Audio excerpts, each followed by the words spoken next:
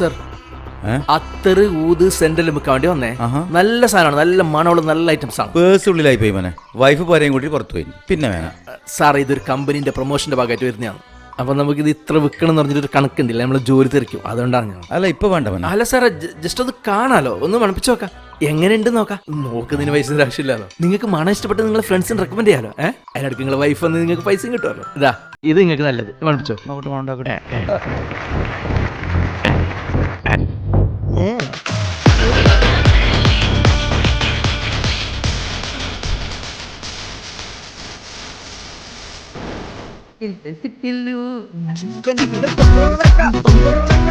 എന്തായി സാധനം കിട്ടിയാ? സ്പ്രേ ഇട്ടിട്ട് നിന്റെ പെർഫ്യൂം തീരെ പോരാ.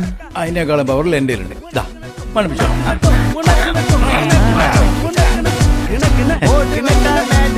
എന്റെ പണി നീ എളുപ്പമാക്കി തന്നു. Thank you മാവൻ.